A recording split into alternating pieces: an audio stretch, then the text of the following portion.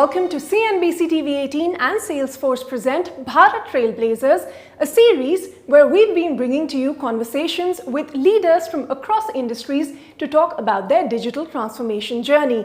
Today, we put the spotlight on India's fast-growing real estate sector, which is currently estimated at a $260 billion plus market and estimated to grow all the way to $800 billion plus by 2028. To talk to us about the role of technology that is shaping the sector and how digital transformation is helping the business grow, I'm going to be in conversation with one of the country's top real estate players, Puravankara, and joining me now is its Head of Technology and Product and Executive Vice President of IT, Arvind Singh.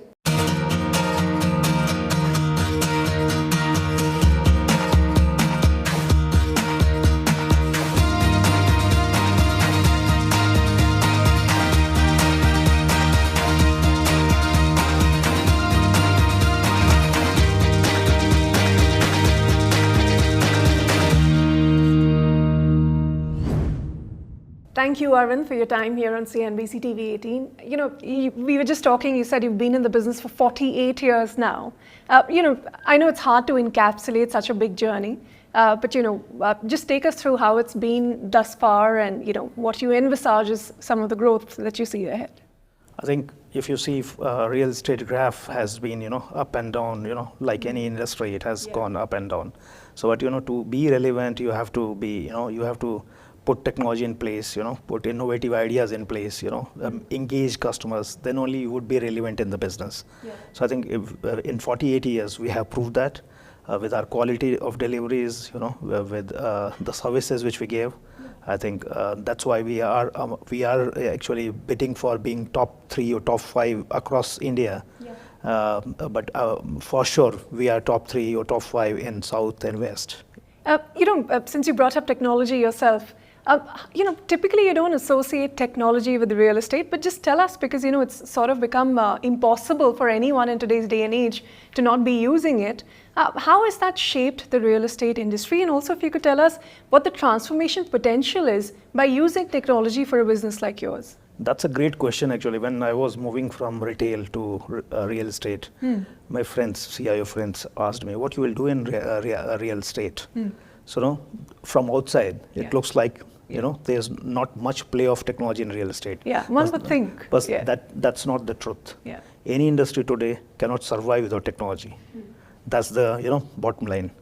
I think since real estate is catching up slowly, there's a larger scope. So there you have a bigger challenge to bring technology, take the industry to a 3.0 or 4.0, versions. So that was the motivation which brought me. I was in Future Group, Reliance Retail brought me to Puravankara Group. Oh, I see. Because I saw there is a lot of scope, potential, and there's a lot of play of technology in real estate. How would you say, for instance, like your sales process? Yeah. That's very integral to a real estate player's business. How has that gotten more streamlined thanks to this digital transformation that you've undertaken?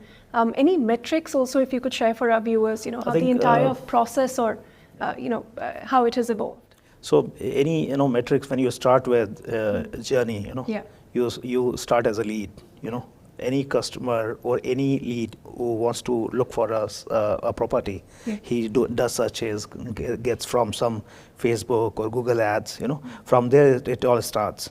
And then how that journey translates into conversion, like lead to conversion, After booking also, how many percentage are dropping out? Like, you might book but cancel because of, maybe some challenges, maybe you're not, your requirement is not meeting up, or maybe you're not happy with the services. Yeah. Maybe you are not happy with certain aspects of, interactions. So I would say it's not just sales, every nut and bolt in the journey is critical. So you start with pre-sales, where your call center, you have pre-sales team, then your sales team, the marketing team, how the branding goes in, is the brand language consistent across these touch points? That's critical. And then once you have booked, you have interactions with CRM team, you have interaction with CSD team at the time of possession. So overall experience at various, these touch points, how this is consistent and how the brand, value is being communicated consistently, that matters a lot. So from the first time a customer sees an ad, comes to your office to inquire, to makes a booking and makes a payment, what is the interplay of technology in all of this? So there's a lot of interplay. See, customer, earlier, you remember, we used to give ads on papers itself. And that used to translate. Today you have Google Ads, you have Yahoo banners, and then you have microsites. So you have digital play there. And then you have agencies also, who are promoting. You have channel partners. We primarily work with channel partners a lot, like your brokerage companies. They also promote our properties. So how they are promoting that properties, actually there is a technology play. So you have an interface which is transparent, which talks about the property, what it is going to deliver. And you have an interface which engages the customer as well as the broker. Brokers should also know, or channel partners should also know the inherent side of the launch which we are talking about. The specifications of the property and be able to answer those questions. things. And then customers should also understand, what it means, how, what investment has to get in. Is there any hidden cost inside? Is it a 3 years or 3.5 years or 5 years journey? Absolutely, and the customer experience is very much central to the sales process in any business. What about that itself? Thanks to this digital transformation, has that become smoother? Again, your entire process, how has that evolved? So I think customer experience, when we talk about, it's about interaction, analyzing what kind of interactions are happening. I just said, there are various touch points in the journey. So every touch point, how he's interacting with the customer, are we capturing that data? Are we analyzing that data correctly? And then are we getting insights, and taking actions around it? That is the important aspect. Then, when you talk about customer, before it is lead, so you have a lot of leads, but unification of that lead, unifying the customer information, that's critical. There we have, enhanced our association with Salesforce. We are the first real estate to adopt CDP, CDP? Customer platform, data platform for unification of customer data. And then we are getting into next stage where, we are talking about personalization, intelligence. See, Arvind Singh could be a different customer than XYZ. So how you are treating Arvind Singh different than others. So that personalization has a play in customer engagement. So, with that, what you would peg as the importance of this data unification, because you have a lot of data that you're dealing with, but the insights that you're able to garner from there. So tell us about this platform that you're using and, how that has helped enhance efficiency for you. So I think very basic thing, you might have same customer at n number of places. So you dedupe the customers. Same messaging should not go to him for 10 times. I mean, one hopes, and then before sending the message, you have to understand, what customer wants, what class of customer he is. It's like you have credit cards, silver, gold, diamond, categories. You should understand the categories, and then position your projects accordingly. So that is critical when you talk about unification, personalization, and intelligence, where Salesforce has an important play. We have been associated with Salesforce, I think, around a decade or so. And we are taking it to a next level. We have done a huge investment in the investment from both sides in this to take it to next level. Throughout this conversation, we've spoken a lot about technology as a whole. But specifically, would you say there are certain kinds of technologies that are playing a bigger role for real estate today than some of the others? I think it's a great question. You hear a lot of buzzwords today, like AI, ML, generative AI, with OpenAI coming in, people talk about ChatGPT coming in. Now it's we've all had a crash course, Then you have AR, VR. So, today you don't like to invest into creating the models, physical models for a There'll be site. Augmented reality. Augmented reality. You'll be able to show customers. So that is a great thing, And then metaverse is another bigger thing. It is yet to realize. Are you big on metaverse? We are trying out.